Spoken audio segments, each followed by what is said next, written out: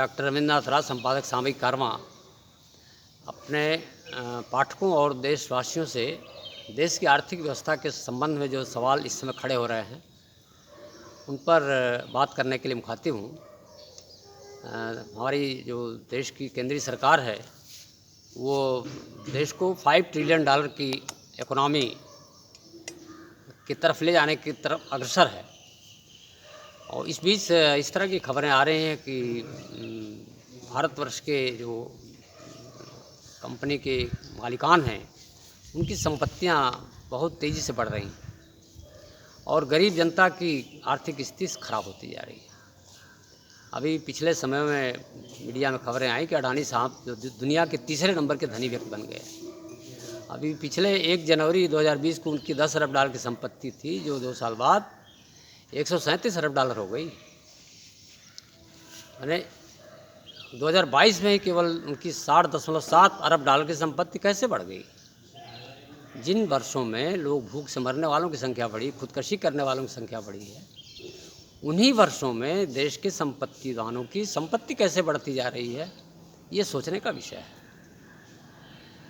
कंपनियों को सस्ते दर पर सरकार कर्ज देती है, उस कर्ज से वो बड़े बड़े मुनाफे कमाते हैं, फिर भी वो अपने बड़ी बड़ी कर्ज को एनपीए घोषित करवा लेने में और बैंकों में के बट्टे खाते में डलवा देने में सफल हो जाते हैं। यही नहीं, हजारों हजार करोड़ के जो कर्ज हैं वो लेकर के दुनिया के तमाम देशों में भाग जाते हैं हमारे देश के जो कंपनी वाले पूंजीपति हैं।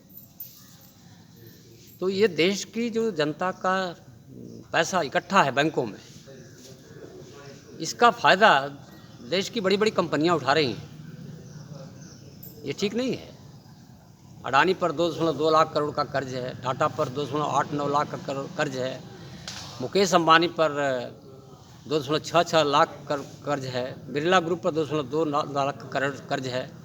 तो इतने लाखों करोड़ के कर्ज इन लोगों पर पड़े हुए हैं और गरीब जनता को जो सहायता दी जाती है, जो सब्सिडी दी जाती है, जो एक लोक कल्याणकारी राज्य की जो एक अवधारणा है कि देश की गरीब जनता को रोटी, कपड़ा, मकान, शिक्षा, चिकित्सा फ्री देना चाहिए, उस पर सवाल खड़े हो रहे हैं। वो भी सवाल इसलिए खड़े हो रहे हैं कि केंद्र सरकार राज्य सरकारों को, राज्य सरकार केंद्र सरकारों को एक दूसरे को दोषी ठहरा रही है। और ये बहस होते होते सुप्रीम कोर्ट तक चला गया। सुप्रीम कोर्ट भी कहता है कि जो रेहड़ी बांटी जा रही है ये ठीक नहीं, इससे देश की अर्थव्यवस्था खराब हो जाएगी। ये जो रेहड़ी बांटी जा रही है वो तो चुनावी सीजन में बांटी जाती है।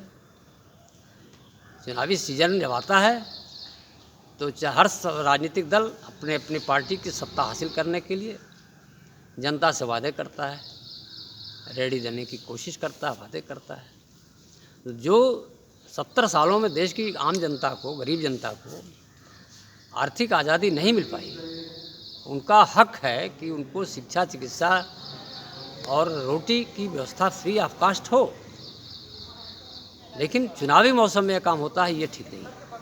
इसकी होड़ लगी हुई है।